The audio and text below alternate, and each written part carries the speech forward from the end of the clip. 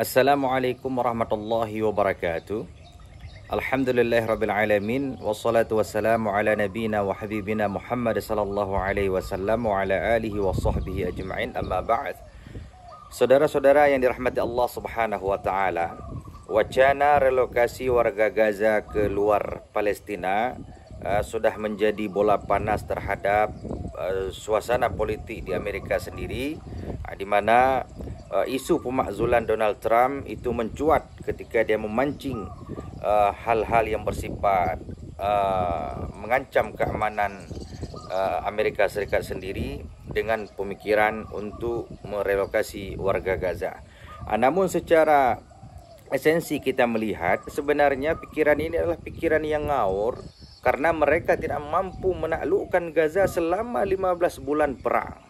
Maka kalau kita lihat secara datar, secara paksa mereka ingin menaklukkan Gaza, mengalahkan warga Gaza saja mereka tidak mampu.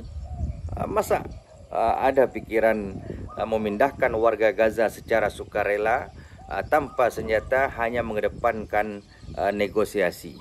Dan itu pun hal yang secara logika itu tidak mungkin diterima oleh warga Gaza. Dan Trump, Netanyahu tahu itu. Tetapi isu ini sengaja dimunculkan. Tentunya ada rencana di balik mencuatnya isu relokasi ini.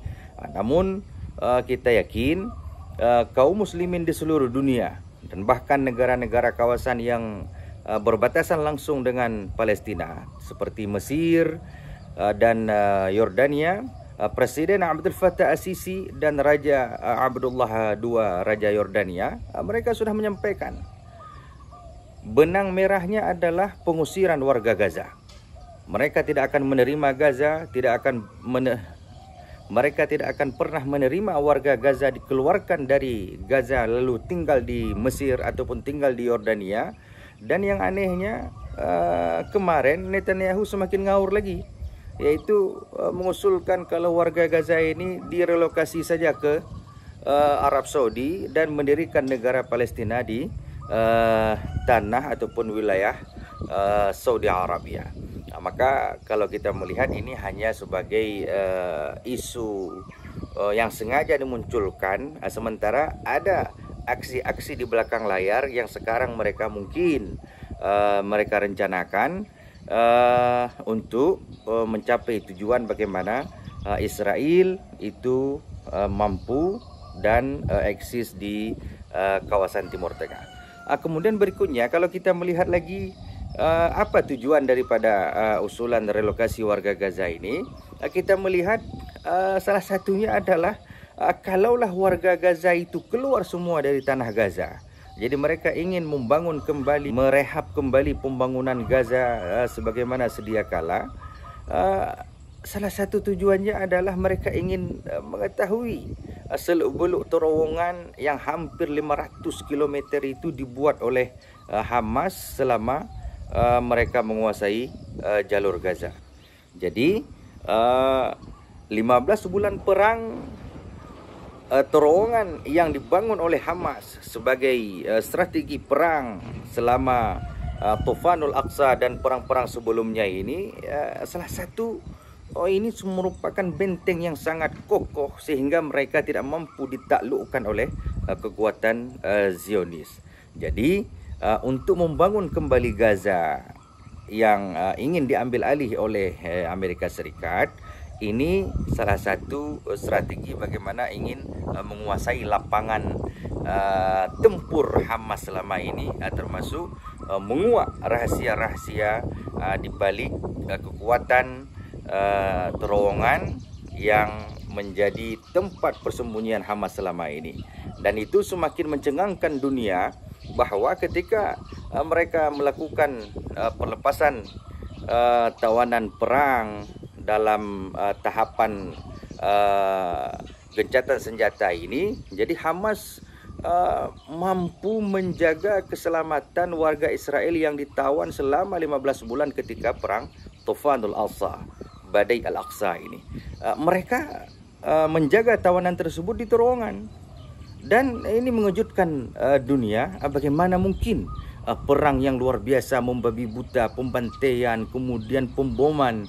Tidak ada bangunan yang layak huni di Gaza saat ini karena hancur lebur dibombardir oleh Zionis. Tetapi Hamas memiliki tempat rahasia, terowongan-terowongan yang mereka bangun, dan itu merupakan sebuah dalam tanda kutip kemukjizatan perang yang mereka dapatkan sebagai bentuk kesiapsiagaan mereka menjaga tanah Gaza dari pencaplokan Zionis. Dan tentunya wacana relokasi ini salah satu tujuannya adalah ingin mengetahui dan ingin membongkar seluk-beluk terowongan yang dibangun oleh Hamas itu sendiri. Lalu saudara-saudara, kalau kita melihat lagi, kalaulah Gaza dikosongkan, maka siapa yang akan tinggal di Gaza setelah pembangunan Gaza itu selesai dilakukan?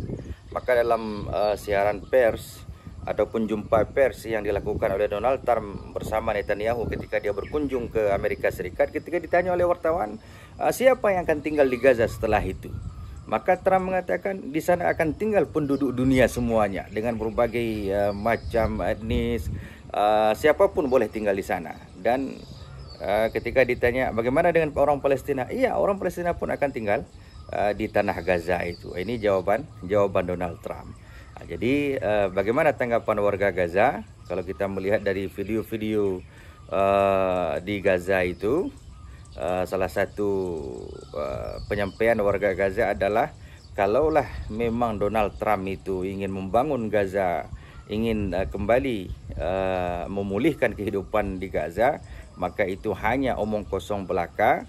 Karena kenapa? Karena yang menghancur leburkan, yang memporak-porandakan kehidupan Gaza adalah mereka sendiri. Sekarang mau membangun Gaza kembali setelah mereka hancurkan, ini adalah omong kosong belaka.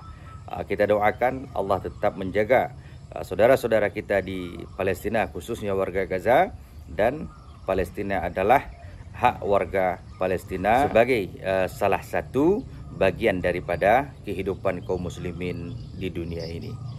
Assalamualaikum warahmatullahi wabarakatuh.